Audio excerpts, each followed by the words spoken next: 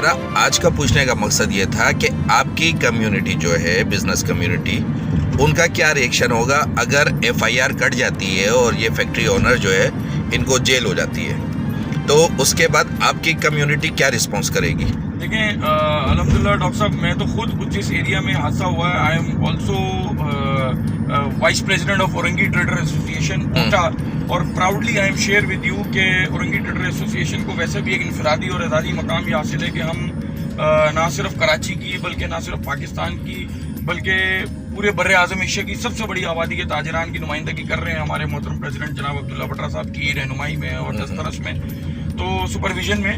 بات یہ ہے کہ ڈاکٹر صاحب بالکل ایف آئی آر میں سمجھتا ہوں کہ اگر کٹ جاتی ہے تو یہ ایف آئی آر تو کٹ گئی نا، سی ایم نے تو کہہ دیا رپورٹ کرنے کا. آپ کی بات ایف آئی آر تو دیکھیں کٹ گئی ہے میں وہی، لیکن الٹیمیٹلی ریزلٹ کچھ بھی نہیں آنا. جو losses of human life losses جو ہونا تھا وہ تو ہو گیا نا، اب اس کو تو کوئی ریٹرن بیک کر ہی نہیں سکتا نا. وہ تو ایک میں نے جیسے آپ کو شروع میں کہا کہ ایک قومی سہانیہ کا میں نے اس کو درجہ دیا بلکہ انسانی المیہ کا درجہ دیا.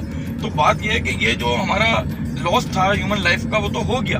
اب ہمیں یہ سب فارمیلٹیز اب چلیں گی، لیگل فارمیلٹیز چلیں گی. ایف آئی آر کٹ گئی ہے، آگے انویسٹیگیشن ہوگی، فائنڈنگ ہوگی کہ جی کون اس کا قصوروار ہے کون قصوروار نہیں ہے. یہ ایک پروسیس ہے، چلتا آیا ہے چلتا رہے گا. ایسے کئی سر اگر یہ قصوروار کے اوپر جائیں گے تب تو گورنمنٹ آف سندھ اس کے اندر انوالو ہوگی، کیونکہ پاورٹی جو ہے وہ تو گورنمنٹ کی وجہ سے ہو رہی ہے نا. نہیں دیکھیں بات یہ ہے کہ میں آپ کو پھر ایک شعر سنا کے یہاں پہ اس کو کنکلوڈ کرنے کی کوشش کروں گا کہ میں اپنا لہو کس کے ہاتھ پر تلاش کروں، میں اپنا لہو کس کے ہاتھ پر تلاش کروں، سارے شہر نے پہنے ہوئے دستانے.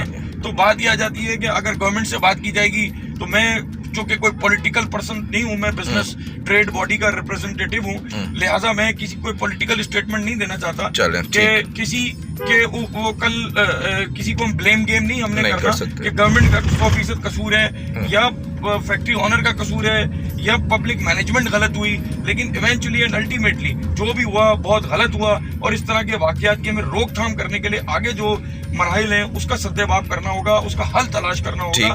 ابھی کنکلوڈ آپ کو میں نہیں کرنے دوں گا، ابھی کچھ اور سوالات ہیں. ہم اس کو بلیم گیم سے ہٹ کر ہمیں یہ چاہیے کہ ہم فیکٹ فائنڈنگ کریں اور فیکٹ فائنڈنگ کے بعد ہم اس کی جو ہے نا کریکشن کے لیے اپنی جو ہے نا پلان ڈیزائن کریں، ہم اپنی ایک لائن آف ایکشن ڈیزائن کریں. ٹھیک ہے. اب نیکسٹ کوشچن جو ہے وہ یہ ہے کہ ابھی رمضان کا مہینہ چل رہا ہے، ہر کسی نے پلان کیا ہوا ہے، جتنے بھی ہیں ہم ہمیشہ سے دیکھتے آ رہے ہیں کہ یہ ایک کراچی کا افتخار کی بات ہے نا کہ جی ہم جو ہے پراؤڈلی اپنی جو ہمارے پاس ویلتھ ہے اس کو شیئر کر رہے ہوتے ہیں غریبوں کے ساتھ، جو ہمارا مذہب کے حساب سے حکم ہے زکوٰۃ کی صورت میں، خیرات کی صورت میں.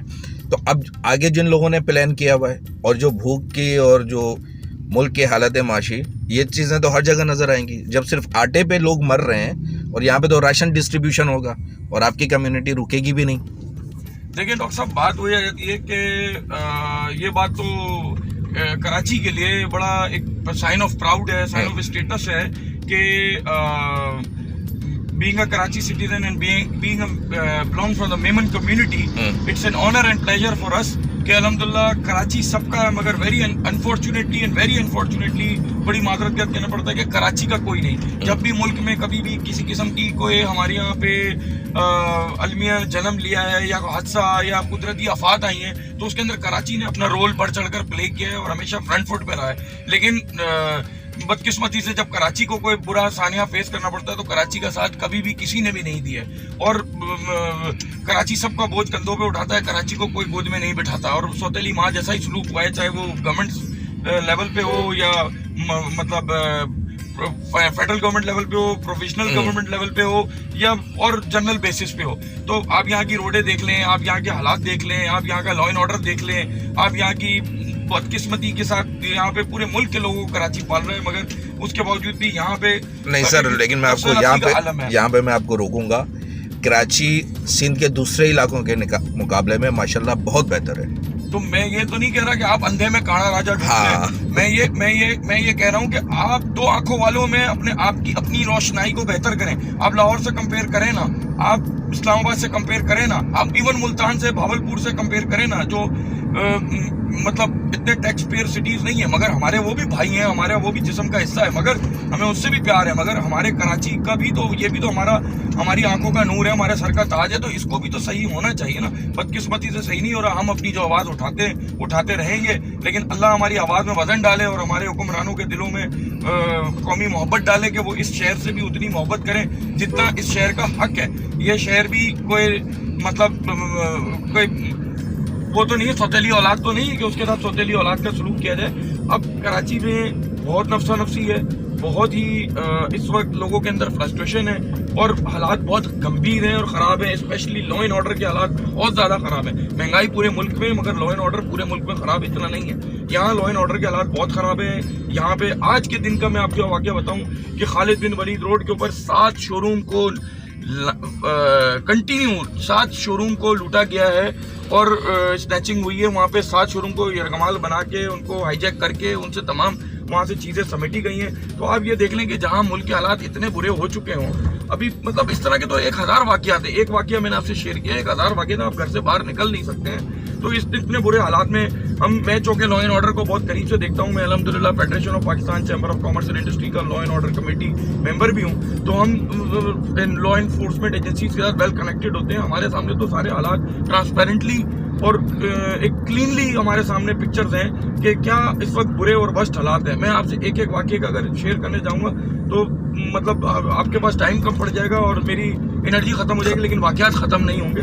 मैं यही आपसे अपनी व्यूज़ शेयर करूँगा और अल्लाह से दुआ करूँगा कि अल्लाह हमारे शहर पर भी रहम करे, अपना खुसूसी रहम करे।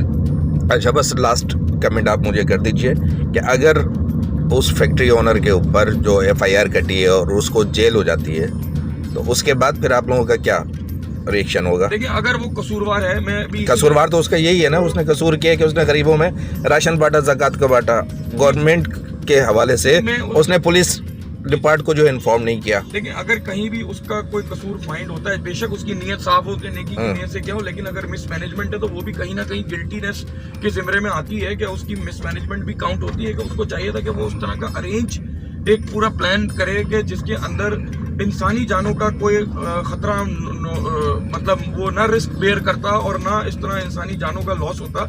लेकिन अब चूँकि ये एक बड़ा एक अफसोसनाक और मतलब दिल खराश वाक़या रोनमा हो चुका है, लिहाजा अगर उसकी कहीं गलती फाइंडिंग होती है, जैसे मैंने आपको कहा इन्वेस्टिगेशन के अंदर अगर चीज़ें सामने आएंगी, अभी ये वो प्रीजस्टाइज है एक चीज़, तो अभी हम उसके बारे में कोई कमेंट्स नहीं करते। लेकिन अगर उसका कोई कसूर सामने आता है कि उसका कोई कसूर था मिसमैनेजमेंट में, तो डेफिनेटली उसके ऊपर जो भी पेनल्टी या जो भी उसकी एक पनिशमेंट है वो डेफिनेटली कोर्ट ऑफ लॉ उसके लिए है मौजूद और वो अपना काम करेंगी यकीनन। लेकिन इससे हमें सबक जरूर सीखना चाहिए कि आइंदा इस तरह के वाक़यात ना हो। और आपने एक और सवाल अभी किया था जो मेमन कम्युनिटी के हवाले से और हमारी बिजनेस कम्युनिटी के हवाले से, तो देखिए हम तो डे फर्स्ट से अपना रोल प्ले कर रहे हैं बड़ी ईमानदारी और बड़ी जानिबदारी के साथ, लेकिन मतलब हमें अफसोस ये होता है कि हमारे इस रोल को ज़ाया कर दिया जाता है और हमारे इस रोल का कोई हमें ख़ास रिजल्ट समर नहीं मिलता किसी भी फॉर्म में, गवर्नमेंट की तरफ से भी और पब्लिक सेक्टर्स की तरफ से भी।